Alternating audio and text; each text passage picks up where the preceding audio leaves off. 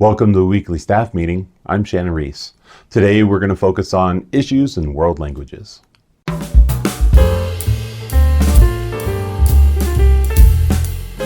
As a world language teacher myself, I know that there are issues throughout the United States with teacher shortages all over the place, and especially in world languages.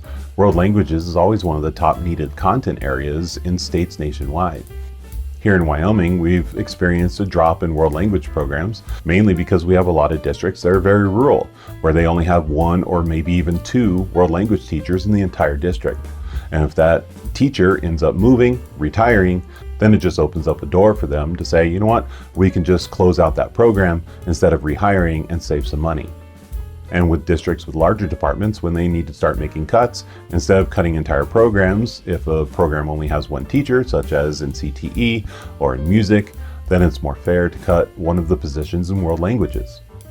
But is it fair for me to say that world language is more important than, say, CTE or music or art or anything like that? No, it's not fair at all.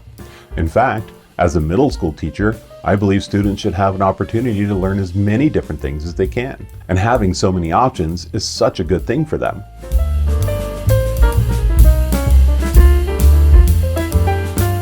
So what can we do? We're just teachers after all, right? No, we're not just teachers. We should also advocate for not only our programs, but for each other. Make sure that any of the really good things are being noticed in your department.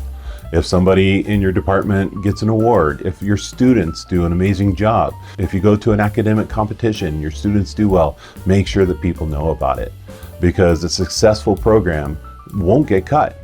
If you have the opportunity to test your students with a national test like the Apple test, and they do really well, make sure your administrators know about that, because having data to support that your kids are growing is definitely a boost to your department. You also need to make sure you support things like the Seal of Illiteracy. Seal of Illiteracy is now in every single state. And that's one of those awards that are going to make your students competitive with all the other students in different states. And it's also going to make your program look good. And finally, if you ever have the opportunity to speak to state legislators or even your national legislators, do so.